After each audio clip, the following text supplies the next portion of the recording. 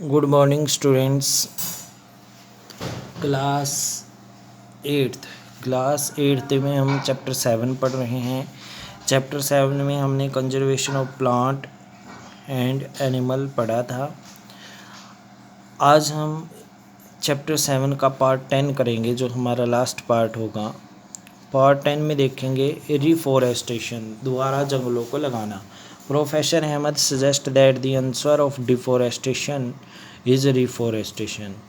कहते हैं प्रोफेसर अहमद ने सजेस्ट किया कि इसका आंसर, जो डिफॉरेस्टेशन का आंसर है, वही क्या कहलाता है रिफॉरेस्टेशन कहते हैं। कैसे? Reforestation is restocking of the destroyed forest by planting new tree. कहते हैं रिफॉरेस्टेशन का मतलब है दोबारा से पौधे उगाना, रीस्टॉक करना of the destroyed forest.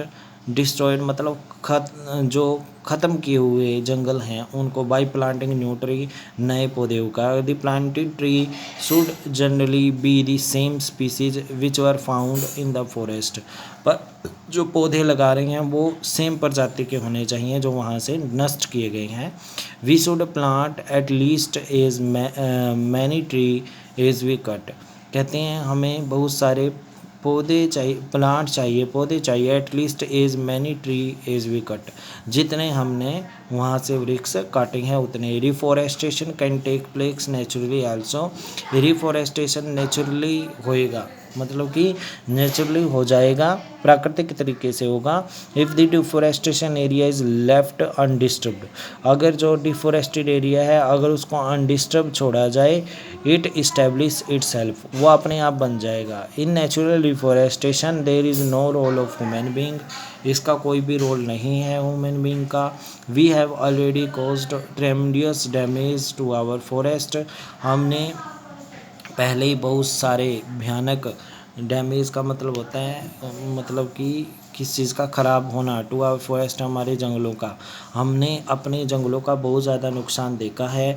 If we have to retain our green wealth, अगर हम अपने ग्रीन वेल्थ को, हरे स्वास्थ्य को, फॉर द फ्यूचर जनरेशन, जो आगे आने वाली पीढ़ी है उसके लिए बचा कर रखना चाहते हैं, plantation of more tree is the one option, कि ज़्यादा से ज़्यादा वृक्ष लगाएं, यही एक हमारे पास तरीका है हमारी जनरेशन को बचाने का। Professor Ahmad told them in the India we have the forest conservation.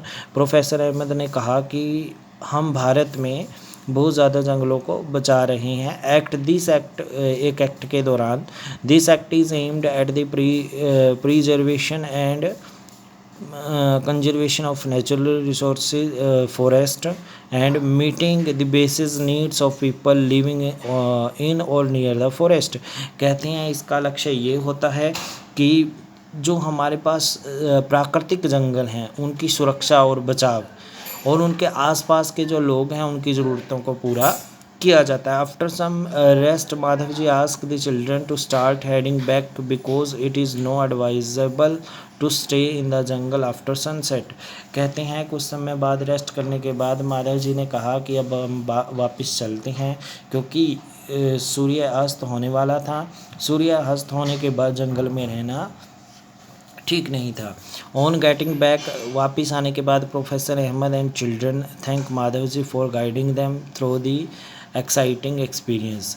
तो वापस आने के बाद प्रोफेसर अहमद ने और बच्चों ने माधव जी का दिल से धन्यवाद किया और उनको एक नया एक्सपीरियंस मिला जिससे वो बहुत एक्साइटेड थे। अब इससे रिलेटेड क्वेश्चन आंसर देखते हैं। कल के लिए इस लेसन का 6th, 7th, 8th और 10th, 6th, 7th, 8th और 10th, तो इस चैप्टर के 4 क्वेश्चन आपने मेमोराइज करने हैं। Okay dear students, have a nice day.